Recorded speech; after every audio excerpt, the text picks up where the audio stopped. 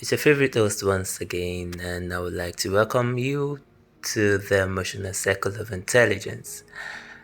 Well, this is our third episode of the year since we came back, and of course, it's our 17th episode. I would like to welcome everyone, our first time listeners, our second time listeners, and of course, our returning listeners. Thank you so much for joining us once again. Thank you for being the motivation to keep this space going, to keep this podcast going. I would like to give a big shout out to everyone who turned off our Twitter space. It was the first time, and we talked about the coping with post NYSC anxiety last week. Decided to have a space on it. And we had quite a number of turnouts or tunings. Being the first time, it was impressive. Although network wanted to run us straight, but we pulled through, and then it was still a success. So I want to say thank you once again for joining us, and of course, I would like to say for all our listeners, you can always send in your feedbacks through Anchor, which is a primary streaming channel. You can always send in your feedbacks there via voice notes. All right. Thank you to my editor. Thank you to everyone making this work behind the scene. Last week we talked about post NYSC anxiety. It was a region specific episode, specifically about Nigeria. But of course, whatever area of your life or whatever phase that is an NYSC phase for you, you understand. The baseline was just to make sure that we understand that it's a rite of passage. It's our attitude during those phases that determine the kind of outcome we have eventually. You can decide to approach it positively, see it as a rite of passage into something great, or you see it as that's the end of the road. Perspective is literally the difference between 6 and half a dozen, or half full glass and half empty glass.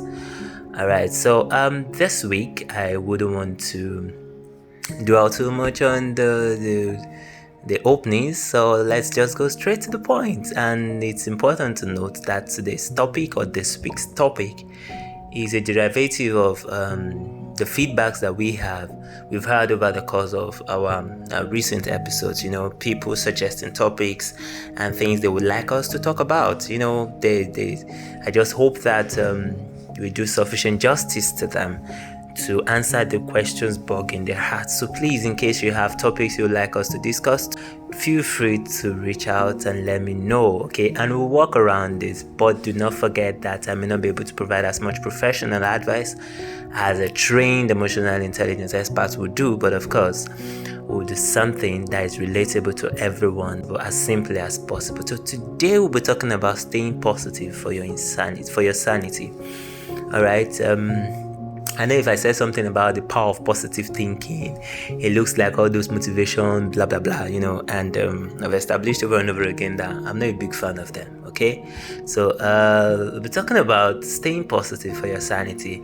I think in our earlier episode, there's a particular episode dedicated to staying sane, which had to do with the effect of emotional intelligence on our mental health. So you can feel free to go back to that episode and read through, all right, and listen through rather. But today we'll be streamlining it down a little bit. Okay, we'll be talking about how do you preserve your sanity by staying positive. And so before I go into definitions and all of that, I like to emphasize something that we're in a generation that a lot of things are causing a brain drain for us. There are financial demands, the economy just seems to be crazy. It just seems to be going bizarre, and for this part of the world, it just seems like purchasing power is decreasing by the day. Sources of income are not commensurately rising too, so it can be very demoralizing, and one of the biggest demotivators is lack of funds, right? That has been a major cause of brain drain in our society today. Then we have family demands.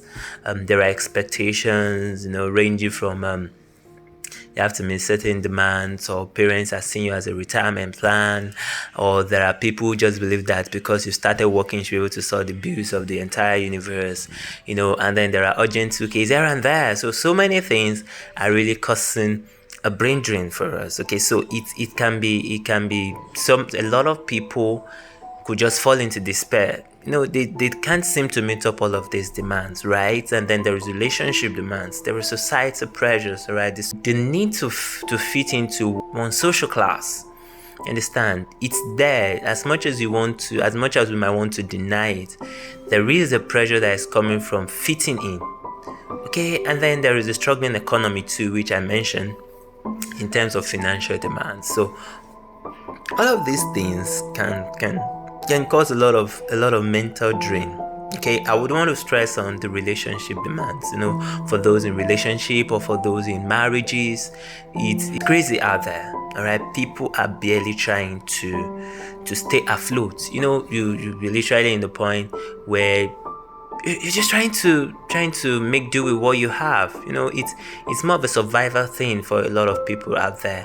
Not many people can talk about making savings or making investments, but our motivation speakers wouldn't want to hear that. They will tell you if you can't save from your 5,000 naira, you'll be able to save from your 5 million naira. But come on, what does 5,000 naira do for us now? Or commensurate to say maybe $10 out there. Do you understand? So a lot of these things causing meltdowns, mental breakdowns, and it's crazy because one of the most difficult feeling is being helpless. Do you understand? It's been you having the willingness to do something, you having the mind to go out and do it, but you just can't because you're not disabled, but you're incapacitated, either as a result of finance or what have you.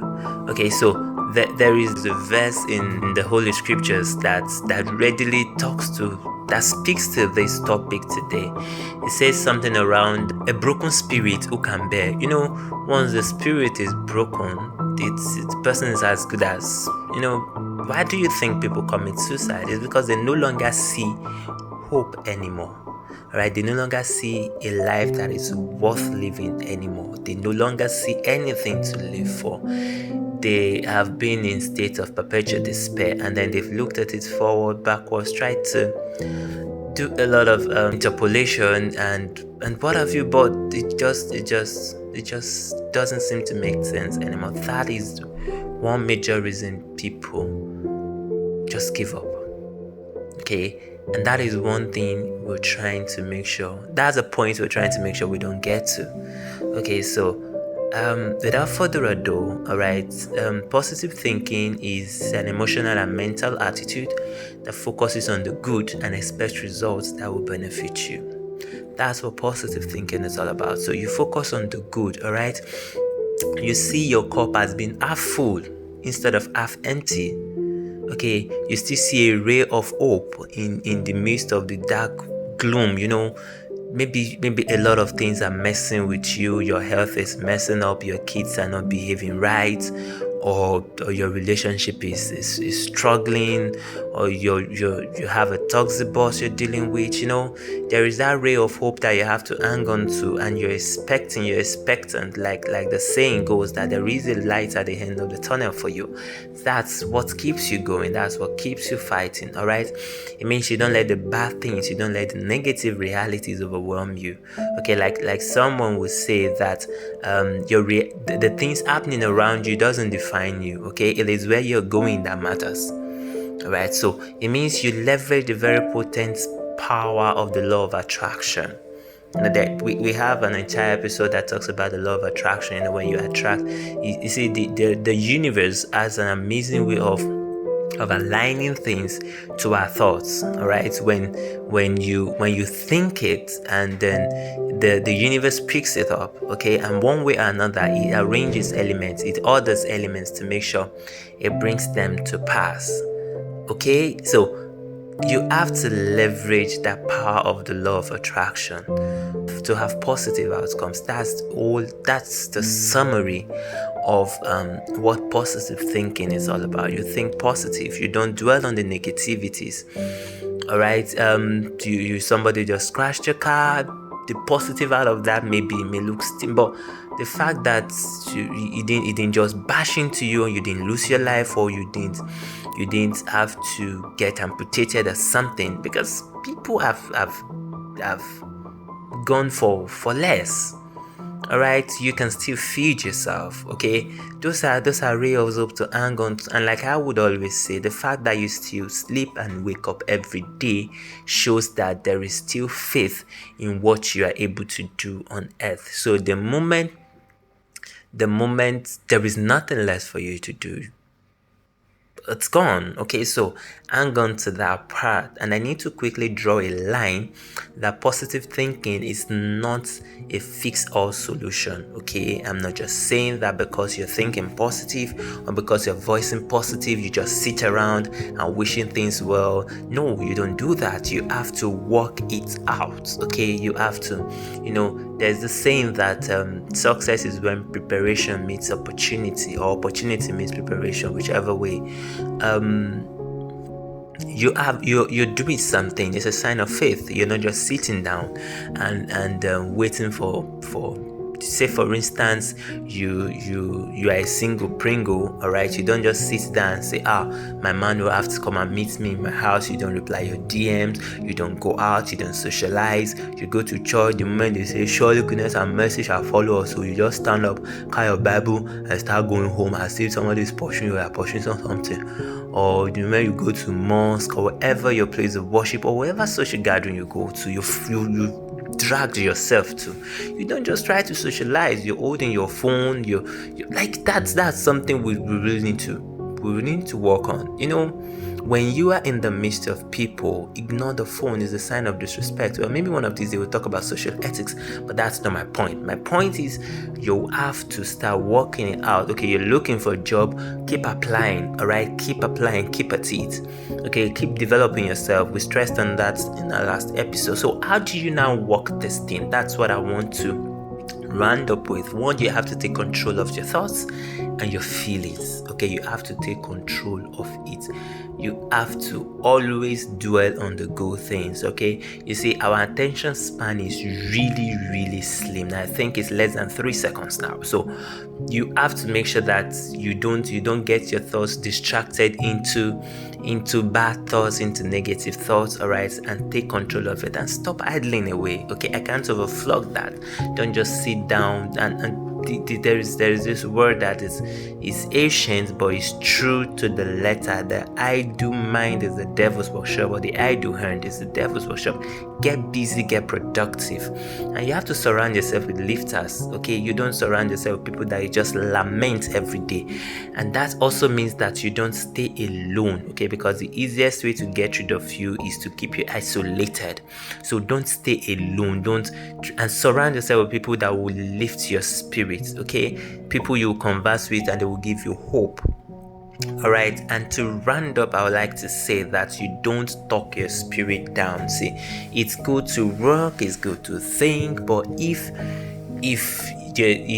your utterances are not in tandem with your thoughts or with your works, then it's like you're shooting yourself in the leg.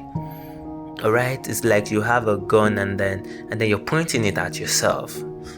Okay, you get what I'm trying to say, right? So make sure that you don't talk down your spirit. I mentioned earlier about the laws of attraction, right? So you don't just think it, you also verbalize it. You also give vocal expression to those positive thoughts. So you don't go about saying I am broke, or things are just terrible, or I'm never going to make it, or I'm never going to find my way around this thing. You don't do that, right? You vocalize it, you say it out. And hey, hold on, I'm not just saying you go about saying it is well. No. Okay, even when you're struggling, even when you're dying silently, no. What I'm saying is you don't keep vocalizing negative thoughts. Okay, when you have to express yourself. Like, oh, if you're not feeling too well, oh, I'm not feeling too well. All right, it's not like somebody is asking me that what's doing you. You are hungry is catching you. You are saying that it is well. It's not well. Come, you just die of hunger, finish, and nobody would know. Okay, so learn to speak out, right? But that's totally different from downing your spirit with wrong words, okay, with negative words. Do you get it? So we've promised to keep it short and simple. I think we've overshot by about a minute this episode, but hey, he was glad being with you guys, even though virtually. I hope that you would get a grip on your thoughts. And I know so many things are happening out there, but you will shield your thoughts. You will stay positive. Okay, and to all our listeners, please don't forget that you can always listen here on Anchor, on Apple Podcasts, on Radio Public rather, on Google Podcasts, on Spotify, okay, and every other platform, and of course on our YouTube channel rather. And please do not forget, all right, so our YouTube listeners, do not forget to like, to share, and to subscribe, okay, and so that you don't miss any of the contents coming out from the Emotional Circle of Intelligence podcast. Thank you for staying with me again this couple of minutes. Hope to see you in 2 weeks. Whatever you do, guys, make sure you do stay safe.